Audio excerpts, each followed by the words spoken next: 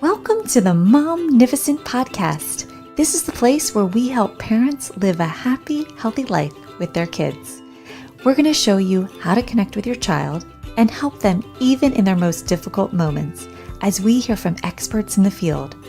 I'm your host, Dr. Karin Jakubowski, an international speaker, public school principal, and former struggling student. The Momnificent Podcast equips parents with science-based strategies to help you live a happy, healthy life with your kids. Welcome. Alicia, it's so good to see you to Momnificent. Thanks, Karen. Thanks for having me. It's good to see you too. Yes. Oh, I'm so excited you're here. Okay. I have a fun question that I love asking my guests, and it is, what's one thing you've done recently that you haven't done for a while that just brings you joy?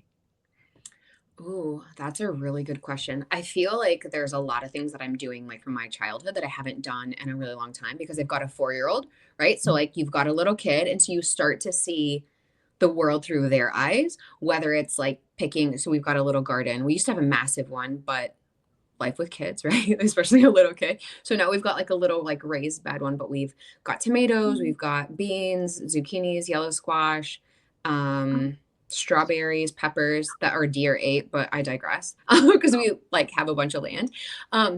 But I would say it's going to the garden and like picking those. Like the excitement that she gets from them is like, oh yeah, you know what? We used to have a garden too. Like when I was younger, like I like that. And there's nothing like fresh produce, or like she's just learned to ride her bike. And so like riding your bike with your kid, like I find that really fun. I'm like, yes, you're at an age where it's like a lot of fun. So I like that because she's super interactive.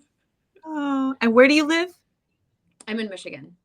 Michigan, up north. Oh, that's so cool. Yeah. Well, that's so funny because one year I was telling my husband, like, yeah, I want a little vegetable garden, like a little raised bed, like that I can reach in and pick everything, like just like 3x3.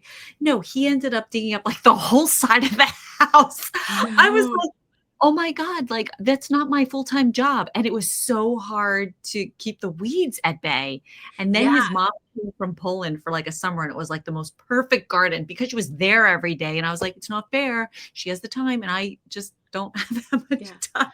That's hilarious that she's Polish. My father-in-law, like his side of the family, like brings like the Polish part of it. So like that's funny because we would grow Polish tomatoes because they're really good. But same thing, we used to have a massive garden, like 15 by 30, like enormous. And now it's like 4 by like 12. So it's like a lot smaller.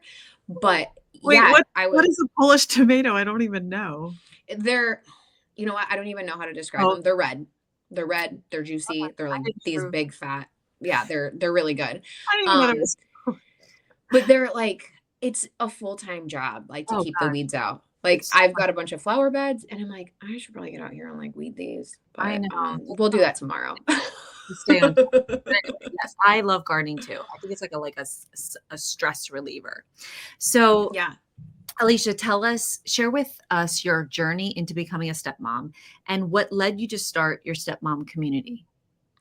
Oh man. Okay. So how long do I have? No, I'm just kidding. Like, okay, we'll come back again, but right. Yeah. So I met my husband when I was 26. We've been together I've been a stepmom for over 12 or 10 years, and we've been married for 8.5. But so I met him when I was 26, and I didn't even tell you this, originally went to college to be a teacher, and then I changed to business. Like I taught Spanish after school, and they were like, Miss Alicia, we don't want to, because after school is like the best time to teach kids, right? Terrible timing. So I did that like for 2 6-week intervals, and then I switched to business. I was like, you know what, Miss Alicia doesn't want to do this either, like this. But I've taught and like trained in like every position that I've had at work. And so I meet my husband. We actually met at work, and it was great because we did long distance. Like he lived in Michigan, like where we live now, and I was living in Dallas at the time. So it was awesome because I had my life and he had his, and then we would like join forces whenever. Like I typically came to his house more often because he had kids, right? And it was just easier because I wasn't married before, and I don't have any kids. I didn't bring any into the relationship. And then we dated long distance for a while, and then like everything, like you've got to make a decision, right? Like you come to a fork in the road. Like if we're going to continue on this road together, something's got to give. And if you've got kids, you can't just up and leave. And so I moved here, moved into their house. So if you're a stepmom, like, you know what that means. Like, I moved into the house that him and his ex-wife, I see your face, him and his ex-wife had. And that was a challenge too, because I felt like I lived in a shrine to his previous marriage. So that was a struggle. On top of, I'm 16 years younger than he is. So then I there's knew that you part of said it too. Yeah. So there's that part of it too. amazing. And I was just like, I'm frustrated because, like I said, I feel like I'm living in a shrine to your previous marriage. Not that he ever painted it like that. It was my own insecurities, my own jealousy, my own like imposter syndrome. Like I didn't have my own kids. And Your like, perception. yeah, my perception is my reality. And it was real, damn it. But the thing about society is everyone is, or not everyone, I shouldn't say that. I don't typically speak in absolutes, but a lot of society says you need to love your stepkids like they're yours. But then on the same breath, they're like, but remember, they're not yours. Well, like, which is it, right? So if you show up and like do a great job, then you're constantly reminded they're not your kids. Like, stay in your lane, you know, like you're not their mom, stop trying to replace her. But then if you don't show up enough, then it's because you hate them or you're the evil stepmom. So it's kind of this weird Catch conundrum. like, Yeah, if you do, you're damned if you don't.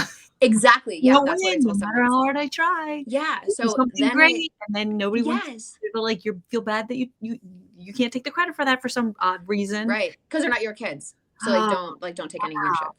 So then you're it's like a catch 22, right? And so I've always been super ambitious. Like I was always career driven, like always like go getter, hard charging, all of that. And so it was really hard for me, Reed, I didn't do this at all, like to not say anything. Because if there's a problem, like I'm really good at fixing it. But in a step family, you can't do that. Like I didn't break this, so I can't fix it, right? And then like all of the societal pressures, and so I was frustrated. I was overwhelmed. I was way in over my head. And that came out in like the worst possible way. Like I remember like rage screaming at my husband. Like, yeah, it was not good. Like I spent the first year of our marriage basically like Googling nightly how to get divorced because I hated it. Like I hated being stuck in this catch 22, like the unknowns, the uncertainties. So much of my life had been decided before I even showed up, right? Like who's coming, who's going, for how long, like what does the parenting agreement, court schedule, like all of that, like depending on where you out of live, your like what it's called. control. Right. Like you're And living someone so else's life. You're exactly. not even And you living know what, your Karen? life. Yeah. And you know what? Before I became a stepmom, like I was so good at running my life, I could totally run yours too. And like it would be awesome. But then now like my life was being ran for me. And like I said, it was just that was a Like real wind knocked out of you. absolutely 100%. That's Wow. exactly what I was gonna say. It was just like a complete disaster. So that's why I was Googling how to get divorced. And to be 100% honest with you, like we've got a great relationship with the other house. When my stepkids, when I met them, they were, yeah, I well, love you put that. because she's remarried too. So, right. Yeah. But yeah, Great. because without pointing fingers, because people are like the ex or the bio mom. I don't ever say bio mom. Like I just say the mom because that's what she is, the mom. But we have a really good relationship. My stepkids were 8 and 11 when I met them. They're now 19 and 22. So I'm an empty nester as far as like stepkids go, and which is kind of like a weird thing, even though we've got a 4-year-old daughter. So we've got like an age gap with the kids too, and all of the things. But I became a coach because, and like started my community because I felt like I finally made it to the other side. I felt like, okay, I know what these stressors are going to be. Like Mhm. everything in life is cyclical, right? Like you're going to keep having the same situations or having the same stressors until you learn that lesson from it. Yeah. And so I started to like take notes and be like, this keeps coming up. But what I realized was way too late in the game. I realized that I was fighting fire with fire. Like when that stressor would come up, I kept doing the same thing over and over again. So if nothing changes, right? And what I learned in marriage counseling when I was like, we have to get marriage counseling or we need to reconsider this. What I learned from our counselor was a therapist, our helper, like our like godsend of a lady. Saver. Yeah, exactly, like marriage saver for sure.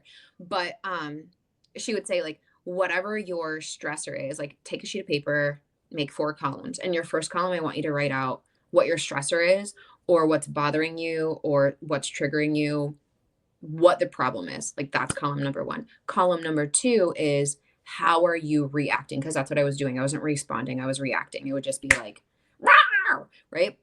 So how are you responding in column number 2? And then column number 3 was, why is that not working? Which was like a game changer for me because of course I was doing it. Of course I was right. And of course it was working, right? I didn't bring any problems to this marriage. Like I didn't bring any baggage. I was fine before. It was perfectly fine before.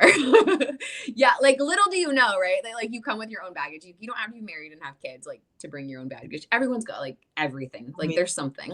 And then column number 4 was, what is our new response going to be? So we're not reacting. It's going to be a thought out thing that you're going to do.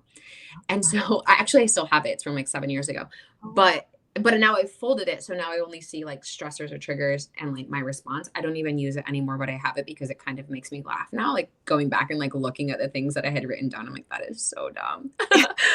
But it slows down like the process of what you're going to do when something happens. Right. And because there are so many uncertainties, there are so many unknowns when it comes to being a stepmom, but there are certain big things that are going to keep happening and you can't keep reacting the same way. And I felt like I had that like under control for the most part. Like, let's be honest, like I'm still human. Yeah. And so then I was like, oh, I'm not consumed by this anymore, or I'm not constantly like in fight or flight mode, or like, full disclosure, in our wedding vows, like I actually had something about compromise like on my end that I like said to my husband, and he had it too, because he's the only guy that I've ever compromised with. That's when I knew that I liked him, because I was willing to compromise, or before I'd be like, my way or the highway kind of thing. The more you know, right? The more you know. I was like, honestly, like I was pretty difficult, like really difficult. Who's not? I think we all have our. Well, I was going to say, how would you describe the core challenges faced by most stepmoms today? But I feel like you shared that. But is there anything you want to add? A lot of the challenges are like last minute schedule changes. You know, like we talked about, like so much of your life is already dictated, has already been dictated, is controlled. Like run by that, not the powers that be. Yeah, right. Like a legally binding document. But then it's also not normal to communicate with your partner's ex as much as you do. Or like another thing, you know, if you've got a stepmom in your audience, like she'll totally understand when the kids are over, she feels like she can't breathe because maybe what she's saying or doing or how she's acting or what she's wearing or whatever she's like talking about is reported back, right? So sometimes it feels like you've got spies in your house, and then like that kind of information can be used against you, right? Like under court of law, like literally. And for somebody that's not a stepmom, it sounds extreme, or it sounds like you're paranoid, but really like they're not. You live it. Right? Yeah. Every stepmom is going, oh my gosh, it's so true. Thank you. Yeah, right. Yeah. Yeah. But then another about this. Right. But another part of it is, like for me, I was single and I didn't have any kids. So then to go to an 8 and an 11-year-old, I didn't have, you know, newborn to 8 and 11 years old, like that bonding time. So I don't have this deep well of reserve of like love to hand out when they're misbehaving. Right. And how I parent now, like I was telling you, like I do gentle parenting. That's not how I parented then. I wasn't parented that way when I was raised. So my way or the highway doesn't work really well with parenting, but it definitely doesn't work well with stepkids. Let me just go on the record and say that now. But who did you learn that from? You said it before. My own parents. Yeah. Yeah. From my own mom. So I didn't have that deep well of like reserves to pull from, but I also didn't realize how chaotic life with kids are. I didn't realize how messy they can be. I've got siblings. I mean, so I knew, but I was like in it too, right? When I was a kid, I was in it too. But as an adult, like I didn't realize how noisy it was going to be. Like my place, like you could like eat off the floor. Not when you've got kids, honey. Like that you like, let's get our expectations in check here. So like having a dog. There's always dog hair no matter what you clean. Yeah, exactly. Yeah. So it was just like, I can't operate at this super high level, or my expectations can't be this crazy high level anymore. I've got to like get them in check. And I fought that for the longest time. Like, I'm not going to do that. I will die on this hill, until I died on that hill and was like, it's not worth it. Like, this is dumb. Like, I'm not doing this anymore. And so then I was like, okay, I've got two choices. I can leave or I can stay. And if I stay, this is the parameter of my life. I'm going to stay because I love my husband, and I'm going to choose to be a stepmom. If I choose to be a stepmom, I know that there are going to be kids. I know that there's going to be an ex. I know that there's going to be communication. I know that part of my life is going to be dictated, but I still have my own life. Like, I can still go do my own thing. It's not like I'm shackled to the basement wall, right? Like, and I'm being fed bread and water, although it did feel like that sometimes, but that was not the case. But I'm like, right. Yeah. My husband is a great cook, so we let him do that. But I was like, I still have choices. Like, I still have control. And so many times my husband would say, you give your power away. And I'm like, no, I don't. Right. Again, thick-headed, stubborn over here. Like, I'm not listening to that. But then I came to realize that I really did. So yeah, once I felt like I kind of had everything under control, I was like, okay, everything's operating pretty smoothly. I know what's happening. I know I have the tools. And I know that stepmoms struggle with this because it is hard. It's a really isolating, lonely road to be in. And you don't get it unless you're a stepmom. Like, it sounds like I said, you're paranoid or like you're overreacting. Yeah. And so I was like, and no one walks around going like, stepmom life sucks today. Like, nobody's talking about it. So it looks like they're all doing it well. And you're like, what's wrong with me? But really, internally, those listening who are stepmom are like, oh my gosh, she couldn't be more further from the truth. Yeah. And the crazy part though is, as a mom, if you're like, damn, I had a really hard day with my kids, people are like, oh, you know what? Kids are hard. They're really hard. That super sucks. Like, talk to me about it. But if I'm a stepmom and I say, dang, I had a really hard time with my stepkids, those aren't even your kids. Like, how could you complain about somebody else's kids? The exact same thing, but it's because I have the word step in front of mom. Unless you've walked in the shoes, you just don't know it. Yeah.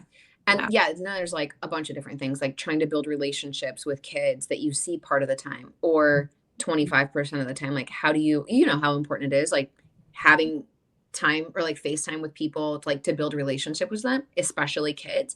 And then you've got them every other weekend or only a few days out of the week, or it's sporadic or whatever. And it's like, how do you build a relationship in that situation? And honestly, Karen, that's not even factoring in if the other house or extended family or friends or other family is like saying terrible things about you, right? So then there's that part. Right. So then you're like, damned if I do, damned if I don't. You really are. You really are. Yeah. So you mentioned the transformative nature of setting boundaries. Can you share a specific story or instance from your life where setting a boundary made a remarkable difference in your relationship with your family? Okay. Where do I start? But it's like, there's so many boundaries to set as a stepmom.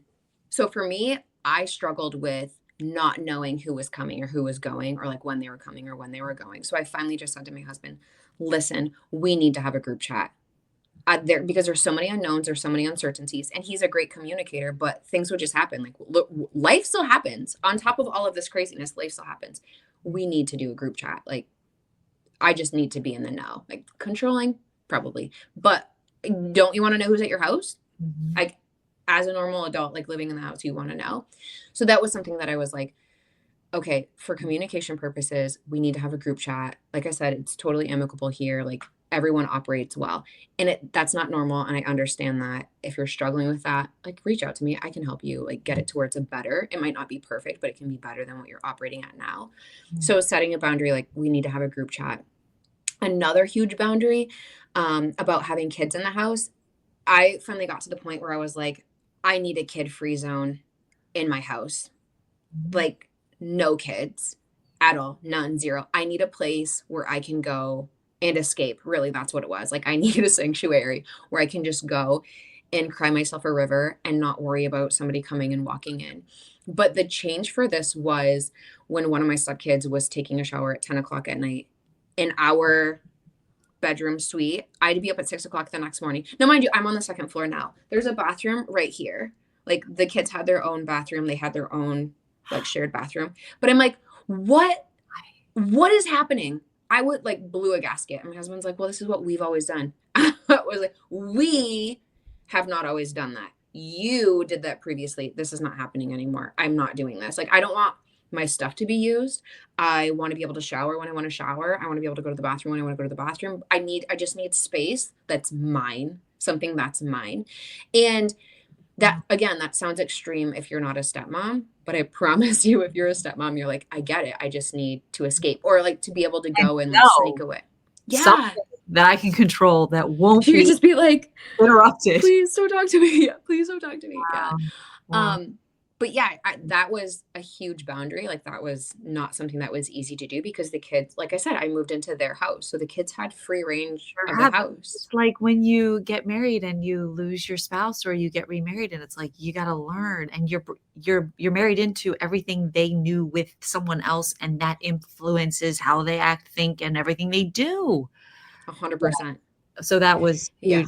Your husband was willing and the kids to work with you to give that to you, actually. Yeah. And it, like, what I was really extreme about it, like at that time in my relationship, I was very black and white. Now there's a lot of gray area that I'm willing to like let in, but I was absolutely not. Like, it was like, absolutely not. Can you come in here without asking? Yeah. And then it changed. Like, my dynamic with the kids changed. Like, our relationship was just different. So they would come in and out, more so my stepson, my stepdaughter, because he eventually moved in full time. But things just changed. Everyone settled into their role. And I would say, as far as like stepmoms go, like, give yourself the space, grace, and time to just be in your role. Like, that's the 3 that I'm like, give yourself some space, like from whatever stressor is coming up or whatever situation you've currently got. Give yourself some space away from it. Like, you don't need to respond right now, right away, because if it's happening right now, you're going to get an emotional response that's coming out of you. Handshaking, like you're nervous, you're frustrated, like you want to throw your phone across the room, like whatever it is. Give yourself some space away from it. Talk to a friend, talk to somebody about it, and then give yourself some grace. If you had a girlfriend or one of your friends come to you and say, hey, this is what I'm dealing with, what would you say to them? And then look in the mirror and say those things to you. And then give yourself some time, because more chances than not, this is the first time that you've ever been a stepmom. And there's no guidebook, there's no handbook, there's no rules, there's no like, here's how you do it, right? Because every situation is different. So there's really no help on how to navigate it. So give yourself some time there, like work on gaining confidence, like setting boundaries, but just like being in that role and like watching and observing. Like, I was really good at that, but then I was also really good at like reacting. Yeah, no. And how long would you say it took for you? It might be different for anybody else, but how long would you say it took from like, I need this, and now I'm creating that, and now we're kind of in our own groove. We kind of know each other. Like, how long was that for you, would you say? Statistically, I'm going to give you the statistics first. Statistically, words are really hard today. Speaking, it's 5 to 7 years. And to get into that groove of like God, where forever. everything. Yeah, it is forever. It is God, forever. That's a long time. Okay, it don't is a really start long if time. you're listening to this and you're a stepmom facing this. It's okay. Yeah. You got a friend. You got a friend here. Yeah, it Wow. is a really long time. 5 to 7. And I would say that was on par for me. It was like 6 years to get to the point where I was like, okay, I've settled in, like I've got my like relationship like in check, my expectations really in check. That's really what set me up for failure, was my expectations were through the roof. My own expectations were through the roof because, like I said, super ambitious, very hard charging. My expectations were really high. I was willing to die like to meet my own expectations, and I assumed everyone else would be too. They weren't. So you set yourself up for failure when it comes to that. So what's your advice to stepmoms when it comes to their expectations? What do you? To lower them, to not have them at all, which is really hard, right? And to not take things personally. With teenagers, they naturally start to so strong in your own self-love. Oh my gosh. Right? And I'm just assuming, right? Because it's kind of like that with kids in school. Like when they bother you and you get upset as a teacher, you have to check yourself. Like, why is that bothering you? Like, where are you not okay with yourself, where you're not taking it personally? Like there's that inner, I'm just making sense of that. Interesting. But that's like where I was saying, like, I didn't come to this relationship married. I didn't, or having like an ex. And I didn't come with kids. Like, I'm perfect. Like, what could possibly be wrong with me? But then, right, like, however these kids are acting, or however the other house is acting, or however your partner's acting, or however you're acting, like, something is triggering you. There's a reason why you're acting or you're reacting the way that you are, right? And so when you can get curious about it, like, why do I feel annoyed when my stepkid talks back to me, or they yell at me like, you're not my mom, I don't have to listen to you, which thankfully I've not heard ever, knock on wood. But that situation, like, if you can just, or like any situation that you have, if you can just be like, okay, what is the underlying cause here? Because you don't want to treat the symptom, you want to treat the problem. Yeah. You know, like when you go, I just use this analogy. Yeah, go ahead. I just use this analogy. Yeah, exactly. That's a perfect segue. I just used this analogy on a podcast the other day. And, you know, since we garden, when you pull weeds, if you just pull like the top part of it and the root is still there, it's coming back. Like, I'm the crazy person that's like got the weed that I'm like, I'm actually pulling the roots out too. Like, that's my style. Getting my shovel and I'm getting to the bottom of it. Yeah. I like, dandelions are my thing. And so I've got like the little like thing to like get the roots out, because those roots can be so thick, right? But it's just going to keep coming back. So same thing with like your triggers or what bothers you. If you can get to the root of like, okay, what is this bringing up for me? So like, you're not my mom, I don't have to listen to you. Maybe it's the imposter syndrome that's coming up. Like, oh yeah, I'm not really a mom. So like, you're shining light on that. And you know, like being a principal, like kids have like a magnifying glass for like your faults or like things that bother you. Like they just shine, like they're like bing, like they get it. Like they just like, there's what's happening. You know what I mean? Yes. And what I learned in my life coaching is asking people and reflecting, because I did this work on myself first, which was revolutionizing. Like, I needed it. I had hit a rock bottom where I was like, something has to change to be different, because I was just struggling in so many levels and areas. And it's the question of where I'm being triggered, asking myself, where do I do that same thing to myself or someone else? Yes. That was like mind blowing for me, because perception is projection, and whatever you're projecting on someone is just a perception of what you think somehow in your own self. And that is like a little scary, like get really brutally honest with that, but also incredibly life changing. And I believe that's what gets to the root of like what you were saying. Yeah. And that's what I see too. Like, that's the same thing, like where my change came in, because I was perfect. I didn't have any faults until I looked in the mirror and couldn't unsee them. Right. But having that conversation with yourself and sitting with the mirror, or like sitting with your thoughts, or dissecting things, you know, like that chart of like slowing down, like, okay, flipping out and rage screaming. Well, shockingly, that doesn't work. Well, why doesn't it work? Because it sets off a chain reaction of whatever happens at your house. Right. But what is a better way to do that? And it slows that thought process down to like, okay, maybe your reactions aren't great. Do I want to hear that? Of course I don't. Do I want to hear? Does anyone want to hear that what you're doing actually isn't helping the situation? And I'll add to that. You're doing the best you know how. And that exactly. Like, you're showing up with every resource and I really believe that about everybody. And that's a game changer too. Yep. So like you said, we have to learn something different, because you're showing up with every resource you know how, but it's not working. So then what? Right. So when you know better, you do better, right? And so if you can objectively look at your own things and say, that wasn't my best work, I did not show up in the best way. If I was in the person that I was talking to, if I was in their position, would I have liked my reaction? Absolutely not. So what do you think I should do next time? And then it goes back into like that collaborative part, like the positive collaborative thing. And like, what does that look like? Yes. And here's what I say to stepmoms, especially when they're talking to the partners about whatever the latest stressor is, because God knows that there's a million of them. And I am right there with you. Like, I had a litany of them. And I got to the point where I just said to my husband, okay, we need to like set up a meeting. So every other Friday was what we ended up going to, because it wasn't that bad. And then now we don't ever do it, but we'll just go with every other Friday at 11 o'clock. We would meet on our couch in our living room. Sometimes it'd be coffee. Sometimes it'd be water. Sometimes I was wishing I had a stiff drink, and I would have a list of, we would just do like a check-in. And for me, I would like this list of like, these are all the things that I'm going to tell him about because I'm so pissed about all of these things. And then an hour before, like the night before, like I would go over my list. And so many of them I would just cross out. Like, this really isn't that important anymore. This isn't that important anymore. So like, how long does something really matter, right? Like sometimes it's not going to matter in 5 minutes. Sometimes it's not going to matter in 5 months. Sometimes it's not going to matter in 5 years, and like getting that reality in, but then not having to have a reaction every single time that something happens.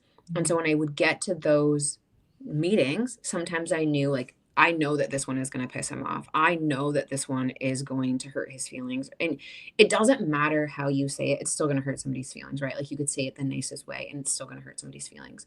So sometimes I would just say, and this is something that I recommend to stepmoms that I coach, is if you know that it's going to hurt their feelings, sometimes try this. I don't need you to fix this. I don't need you to do anything about this right now, but I just need you to understand where I'm coming from, or I just need you to hear me. I don't need a response. I just need to tell you. Don't respond, because then you get into like a he said, she said, and like a pissing match, right? Yeah. And so I just need you to hear my perspective. Wow. And then sometimes they can go away and like chew on it themselves, and then can be like, oh, I can see what's happening, to go back and talked about your projection, right? So if I'm coming at you, and parenting is weird no matter what. If I were to say something about your parenting wrong, like if I was like, oh, you have great parenting style, you know, I like it because whatever, you're like, yeah, thanks. But if I come to you as a friend and say, you probably didn't handle that really well, you're probably going to have your backup. Mm-hmm. Same thing with your partner. Parenting is just weird. People are like, wow, right? Like for whatever reason, like it's a personal attack. It's the same thing with teachers. Yeah, it's a personal attack, and it's not really, depending on how you say it, right? Exactly. Yes. You can catch more bees with honey than vinegar, right? Yeah. That's what my husband would say to me. He used to say to me all the time, and I'm like, I don't care. He would like, you should work on being more diplomatic. And I'm like, why? Everyone knows where they stand. And he's like, and that's the problem. I'm like, well, they know where they stand. I'm better at it now. Yeah. But sometimes they need a chance to process things, right? Because if they react, to talk about what you were talking about earlier, like the projection, right? So then they're going to project, and they've got their own lens and they've got their own filter that they're seeing things through. And again, it goes back to that space, time, and grace of like just being in your role, and not having kids, like coming into being a stepmom and not having kids was really hard because I didn't have lowered expectations. Like I had really high expectations, and I didn't realize what it was going to be like. It's like if you don't have kids and you go with your friend that's got like me, like I've got a 4-year-old, and you're like, we're going to go, you know, downtown, and we're going to like hit the museums. We're going to do all these things, and we've got like 100 things we're going to do. Well, you and I both know, like logistically, like it's not going to happen. You're going to hit like 2 or 3 things, and the 4-year-old's going to have a meltdown, and you're going to be bummed, right? So it's just lower your expectations. And if you don't have kids, like, and then becoming a stepmom, it is so hard, because you're like shots in the dark. You have no idea what's going on, and you're like trying to figure it out as you're going. I love the 3 things that you shared. Like, what was it? I'm gonna say time, space, and grace. Yeah, time, space, and grace. I love that. And what you were saying reminds me of this strategy that I've done with kids and actually my teachers and the clients that I've coached. And I have them stand like on one square, and you actually make a triangle. And in the one position, you look towards that imagined person that you are that upset about, and you just tell them like it is, and you just let it all out at them. And then you put them in the next spot across from them. And now they have to impersonate and embody that other person and talk to you back. And you give them that opportunity to say it out loud from their perspective. And there's no right or wrong answer. And every time I do this, it's just fascinating to see what comes out. And then you make them move to that third like triangle point. And now you tell them you're a bird fly on the wall. You don't know those 2 people, but you just heard that exchange. This is great. What do you notice? What's coming up for you? What would you say you observe? And you just let them say whatever, like no right or wrong answer. And then the last part of it is you put them back in spot 1 and say, now you're you again. And having done all of those 3 positions, how do you feel? What are you thinking? What's coming up for you? And 9 times out of 10, I've done this myself when I'm upset at people and I don't have the opportunity to like go tell them and like tell them off, right? It actually lifts them out of that emotion, that negative emotion, and like sets Yeah. them free a little bit to like get through the day or sleep that night, or like it's a really cool strategy. Anyway, Yeah, that's fascinating. 100%. I like that.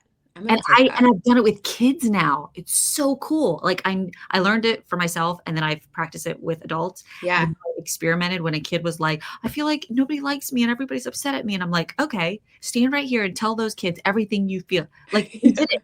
And then the kid actually wrote me a letter back saying like, wow, that really helped. Thank you so much. And I was like, oh my gosh, that's so cool. That is so cool. I like Right? that. I wish I'm I gonna had take that that. I think that's really great. strategy as What I used to do, I'm sure my husband thought that I was like the craziest person, barring everything else that I did that was really crazy. But one time, so we have a deck like on our back porch. And so we're out there in the summer and he's like doing yard work and I'm sitting at our table, like scribbling away, like on this notebook, like for a long time. And he's like, what are you doing? I'm like, I'm writing a letter. And he was like, to you. And I was like, doesn't matter. Right. Cause I'm like in my like annoyed state, to put it nicely. well. And then I go over to our fire pit and I've got one of like our lighters and I just like torch it. And he's like, what are you doing? And I was like, well, I definitely don't want you to read what I just wrote. Like, so that's what I say, because it's a way of like getting it out. You have to, because we all walk around Yeah. with all of this pent up stuff. And eventually over time, it's going to create a dis-ease in your body. And that's a whole other podcast. Yeah. And then it's coming out. No, we're not doing like, let's stay functional, because we're not going to live dysfunctionally to then create dis-ease in our body. And too many people are walking around with that stuff right now. And yeah. Oh, anyway. In my community, people typically get like emails. Like there's a lot of communication like via email, right? For like a paper trail, like God forbid they should have to go like back to court or whatever. Same thing with text messages. So I always say to them, type out what, kind of like you said, like type out what you want to say. God, please don't send it. Or like type out that email that you want to say. Get it out of yourself.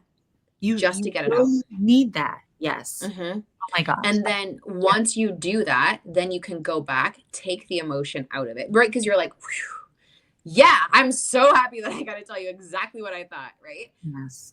Please don't hit send. Please don't hit send. Please don't hit send. And then you can go back, whether it's right then or if you come back in an hour or the next day and rewrite it. So good. Or I'm like, if you like, let's say that the stepmom is not communicating with the other house. It's their partner that's communicating with the other house. If you see the text, if your partner's like, hey, look at this text that we just got, or look at this email that we just got. I'm like, you can text me, like send me a message on Instagram or send me an email and be like, oh my gosh, guess what? Here is what just happened. Here's what I want to say to her. I will read it and we will laugh together about it. But we are not sending that, right? And then another thing that I've had stepmoms do is they will set up an email account with their partner. And so it's one email that they come up with together. Let's say like for us, it could be like the Kraskos family. We didn't do this, but I had heard about it. And I'm like, that's actually really brilliant. So let's say that you and we are in on this email together, just to make it easy for your audience to understand. You have half of the password for this email account. I have the other half. No one can access that email account without both of us together. So we both have to be in a good spot to open these emails and read whatever it is that we've gotten. If that makes sense, like communication wise with the other house. So you're just like, all of the emails come to this account. We do them together when we have a chance to do it, right? Because what you don't want to be doing is in the middle of drop off, you're waiting for your kid to unbuckle and you're just like scrolling your email, bam, there, you've got a bomb like sitting in there, right? Like, and then, so now your day is ruined, but it's, you go in at a time when you have the capacity to do it. That's really good, because you're right. So many things, and in a low moment, it could be even worse, and you're not thinking in that right space and right thinking to handle it, and have the capacity to handle that. All right, Alicia, we are a little bit out of time because this was so sorry. Halfway through the questions, this was awesome. Okay. So I will definitely have you on, but this was amazing. And I cannot wait to hear the comments from parents who are listening and listen to this and just find such a resource in what you're saying with us today. So how can someone find and follow you? I am all things Alicia Krasko. I shouldn't say all things, actually. So my website is aliciakrasko.com. I'm on Instagram at aliciakrasko.com. I do have Facebook. I don't really use it. I'm not on TikTok yet. Like I was telling you, I say yet, like I'm going to do it. But Instagram is like my platform. I know, right? Instagram is my platform of choice. And I do have a community for stepmoms. It's called the Stepmom Side Community. So that's just aliciakrasko.com/community. So I hold weekly office hours to like check in, like, hey, how are things going? Like, what's going on in your life? You can come in and like ask me anything. It's hosted on Zoom. So it's just like this. You'll get to see me. We'll get to chat. I do have group coaching once a month in there. But there's a private forum. So it's off social media, and which is awesome for stepmoms because it's not like you're concerned about like, what if the ex sees it? What if, what if my stepkids see it? What if my partner sees it? What if my extended family sees it? What if anyone knows that I'm struggling? No one knows. You don't even have to use like your actual name. I also have a course on resentment, which is another big thing that stepmoms go through. But yeah, that's on my website as well. Yeah, all things Alicia Krasko. That's awesome. All right. Well, I'll see you again soon. Thank you so much. Right. Oh my gosh, you're so welcome. Thanks for having me. That's all we've got for this episode of the Momnificent Podcast. If you enjoyed this episode, I would be honored if you would subscribe and rate if you really liked it. I know wherever you're listening right now, it might not be the best time to leave a comment, but feel free to leave a question, a review, or a comment at any time. And until next time, remember, don't worry, be happy.